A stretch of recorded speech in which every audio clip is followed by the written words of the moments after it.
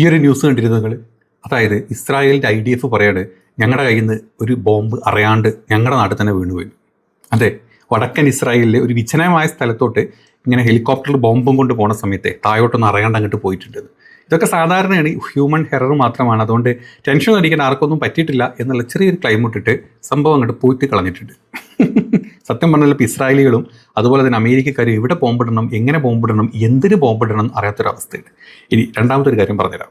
ടെല്ലവീവിൽ മൊത്തത്തിൽ ആഭ്യന്തര കലാപം നടന്നുകൊണ്ടിരിക്കുകയാണ്. അതായത് ഇറാനിൽ ചെന്നിട്ട് ആഭ്യന്തര കലാപം ഉണ്ടാക്കി ഇറാൻ അങ്ങോട്ട് അട്ടിമറിക്കുക എന്ന് വിചാരിച്ച് കെട്ടിപ്പുറപ്പെട്ട ടീമിൻ്റെ ടെല്ലവീവിൻ്റെ അകത്ത് ഇപ്പോൾ ആഭ്യന്തര കലാപമാണ്. ഇറാനിലൊരു പ്രശ്നമില്ല, അവരൊക്കെ സോൾവ് ചെയ്ത് എല്ലാം സെറ്റായി നടന്നു കൊടുക്കുമ്പം ടെല്ലവീവിൽ ആൾക്കാർ ഇതുപോലെ പുറത്തിറങ്ങിയിട്ട് പോലീസിനെതിരെയും ഭരണത്തിനെതിരെയും കൂക്കോട് കൂക്കും വിളിയോട് വിളിയാണ്.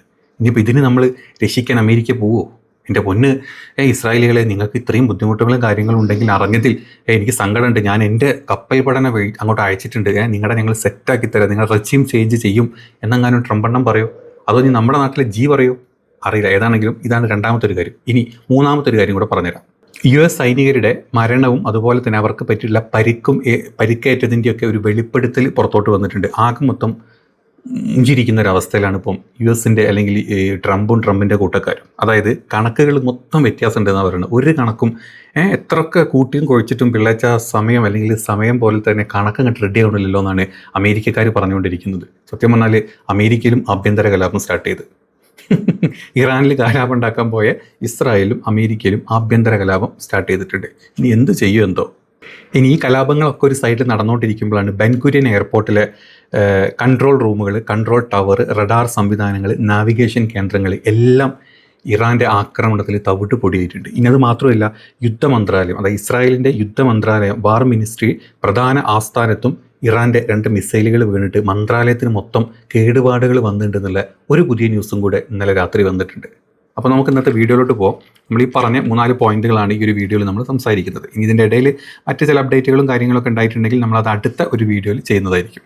ഏതാണെങ്കിലും ആദ്യമായിട്ട് ഇസ്രായേലിൻ്റെ കയ്യിൽ നിന്ന് താഴെ വീണ് പോയിട്ടുള്ള ബോംബിൻ്റെ കഥ പറയാം.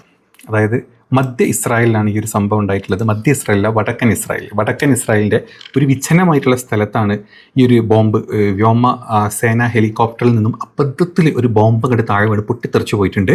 കാരണം ഇതൊരു മനുഷ്യ സഹജമായ പിഴവ് മാത്രമാണ്, അതല്ലാണ്ട് വേറെ പ്രശ്നങ്ങളും കാര്യങ്ങളൊന്നുമല്ല. ഇസ്രായേലിൻ്റെ IDF തന്നെയാണ് ഇത് സ്ഥിരീകരിച്ചിട്ടുള്ളത്. ഇപ്പോൾ ജെറുസലേം പോസ്റ്റിലും അതുപോലെ തന്നെ ഇസ്രായേലി ടൈംസിലൊക്കെ ഇതിൻ്റെ വാർത്തകൾ പുറത്തോട്ട് വന്നിട്ടുണ്ട്. ഈ സംഭവത്തിൽ ആർക്കും പരിക്കേൽക്കുകയോ വസ്തുവകകൾക്ക് നാശം സംഭവിക്കുകയോ ചെയ്തിട്ടില്ല. സൈനിക വിദഗ്ധർ ഉടൻ തന്നെ സ്ഥലത്തെത്തി ബോംബ് സുരക്ഷിതമായിട്ട് അവിടെ നീക്കം ചെയ്തിട്ടുണ്ട്, ബോംബിൻ്റെ പാർട്സുകളും കാര്യങ്ങളൊക്കെ.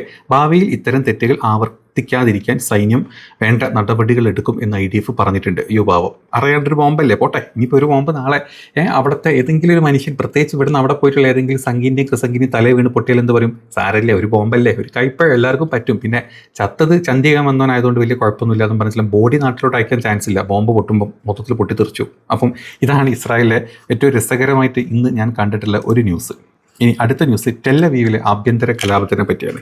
അതായത് ടെല്ലവീവിലെ പ്രതിഷേധം കനത്തുകൊണ്ടിരിക്കുകയാണ്. ഇറാനുമായിട്ടുള്ള യുദ്ധത്തിനെതിരെ ടെല്ലവീവിൽ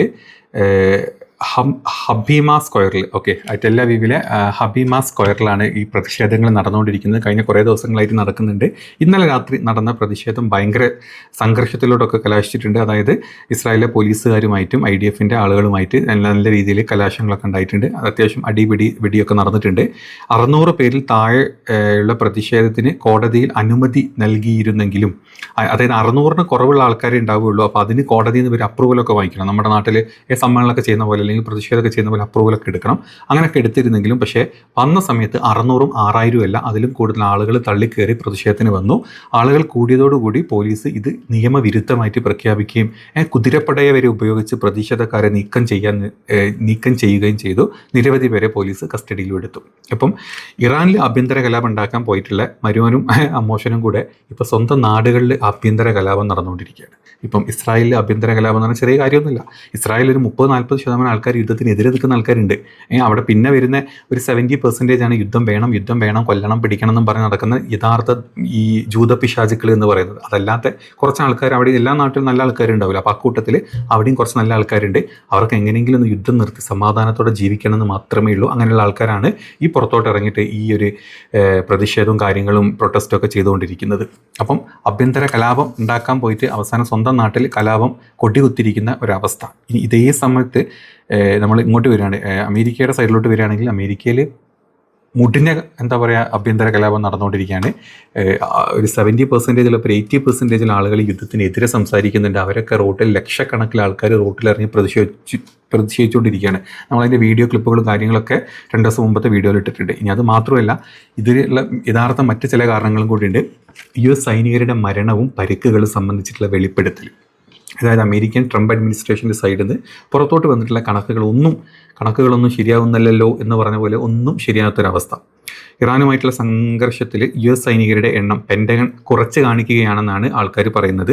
ഔദ്യോഗികമായ കണക്കുകൾ പ്രകാരം വെറും 15 ആൾക്കാരെ മരിച്ചിട്ടുള്ളൂ. ഏകദേശം 750ഓളം സൈനികർ കൊല്ലപ്പെട്ടിട്ടുണ്ട് 15-ന് പകരം എന്നാണ് ഇപ്പം അവിടുത്തെ സംഘർഷത്തിൽ അല്ലെങ്കിൽ ആളുകൾ ചില പ്രൈവറ്റ് ഏജൻസികൾ പുറത്തോട്ട് കണക്ക് വിട്ടുകൊണ്ടിരിക്കുന്നത്. ഇനി അതിൽ തന്നെ ഈ 750 തന്നെ പരിക്കേറ്റവരുടെ എണ്ണം ഒരുപാട് അധികമാണ് എന്നാണ് പറഞ്ഞിട്ടുള്ളത്. ദ ഇന്റർസെപ്റ്റ് എന്ന് പറഞ്ഞിട്ടുള്ള ഒരു ഇതിലാണ് അതിൻ്റെ ഡീറ്റെയിൽസ് അല്ലെങ്കിൽ അത് റിപ്പോർട്ടായിട്ട് ഇപ്പം പുറത്തോട്ട് വന്നിട്ടുള്ളത്. ഇനി സൈനിക ഉപകരണങ്ങളുടെ കാര്യം എടുത്തു കഴിഞ്ഞാൽ നോക്കണ്ട. ഇന്നലെ ഒറ്റ ദിവസം തന്നെ 4 ഫൈറ്റർ ജെറ്റുകളാണ് അടിച്ച് ഇറാൻ താഴത്തിട്ടത്. വിമാനങ്ങളുടെ കണക്കെടുത്ത് കഴിഞ്ഞാൽ IRGC ഏകദേശം F-15E, അതുപോലെ തന്നെ A-10 വാക്തോക്ക്, അതുപോലെ തന്നെ MQ-9 റിപ്പർ ഡ്രോണുകൾ, അതിൻ്റെ കൂട്ടത്തിൽ F-15 നോർമൽ F-18 വിമാനങ്ങൾ, F-35 വിമാനങ്ങൾ, അപ്പാച്ചെ ഹെലികോപ്റ്ററുകൾ, ഇങ്ങനെ എണ്ണി പറയുകയാണെങ്കിൽ ഇഷ്ടം പോലെ US സൈഡിൽ നിന്നുള്ള ഇത്തരത്തിലുള്ള ഫൈറ്റർ ജെറ്റുകൾ വീണു. US റഡാർ സിസ്റ്റങ്ങൾ തകർന്നു. US താഡ് പോലത്തെ പാട്രിയറ്റ് പോലത്തെ സിസ്റ്റങ്ങൾ പല സ്ഥലത്തും തകർന്നിട്ടുണ്ട്. പിന്നെ എബ്രഹാം ലിങ്കണിൽ തീ പിടിച്ചിട്ടുണ്ട്. അതുപോലെ തന്നെ ജെറാഡ് ഫോർഡിൽ കത്തി നശിച്ചിട്ടുണ്ട്. ചുരുക്കി പറഞ്ഞു കഴിഞ്ഞാൽ ഇറാനുമായിട്ട് വളരെ നിസ്സാരമായിട്ട് യുദ്ധം ചെയ്യാൻ പോയ ട്രംപിനും കൂട്ടർക്കും 8ൻ്റെ പണിയാണ് കിട്ടിയത്.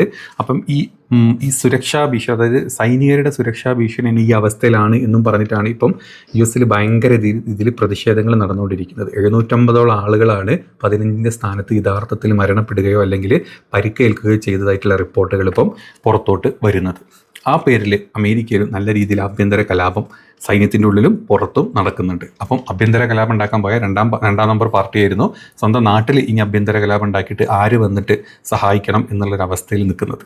ഇതാണ് മൂന്നാമത്തെ ഒരു കാര്യമായിട്ട് പറയാനുള്ളത്. ഇനി മറ്റൊരു കാര്യത്തിനെ പറ്റി പറയുകയാണെങ്കിൽ, ഇന്നലെ ബെൻഗുരിയൻ എയർപോർട്ടിൽ ഇന്നലെ ശക്തമായിട്ടുള്ള രീതിയിൽ ഇറാൻ്റെ ആക്രമണം നടന്നിട്ടുണ്ട്.